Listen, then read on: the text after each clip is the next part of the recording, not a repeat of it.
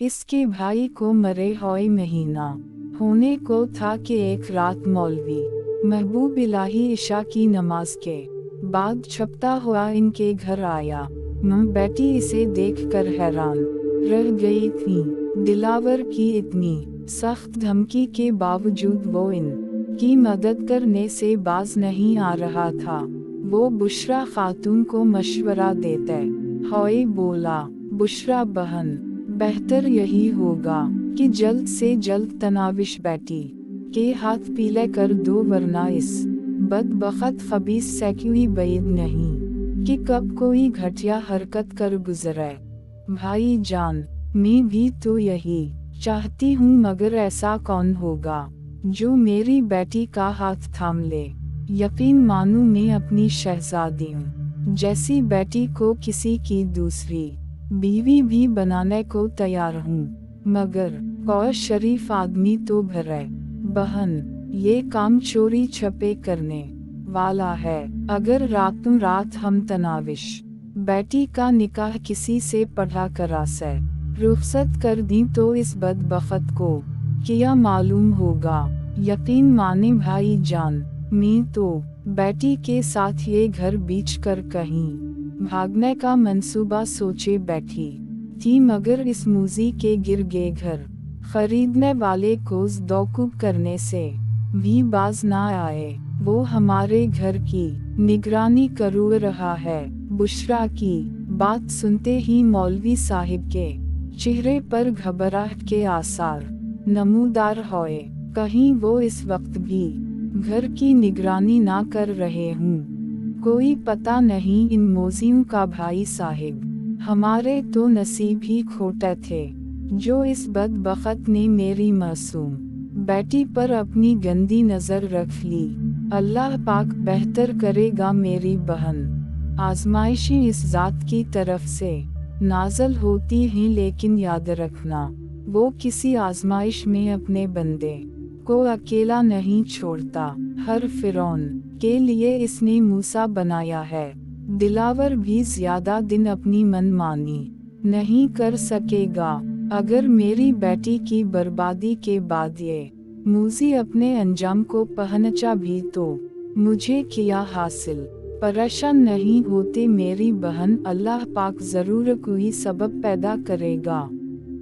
हमारा सबब तो आप ही हैं भाई जान, आपके अलावा तो कोई हमें अकेले में भी तसल्ली नहीं देता। बुशरा के लहजे में शकरगुजारी का गहरा एहसास पोशीदा था।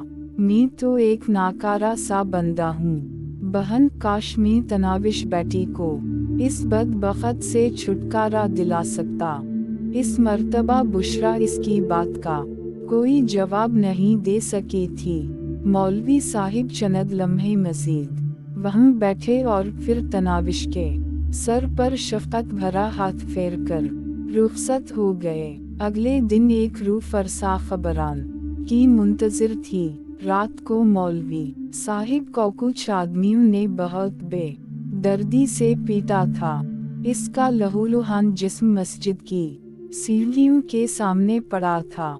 इस पर सबसे पहले बूढ़े बाबा करम दीन की नजर पड़ी थी, जो तहज्जुद की नमाज के लिए बाकायदगी से मस्जिद जाया करते थे। पहली नजर में तो इन्होंने समझा कोई लाश पड़ी है। टार्चा की रोशनी में मौलवी साहिब के मज़ज़ चेहरे को पहचानने में इन्हें कोई दिक्कत नहीं हुई थी। जायजा लेने पर इन्हें मौलवी साहिब की नब्ज़ा चलती नजर आई।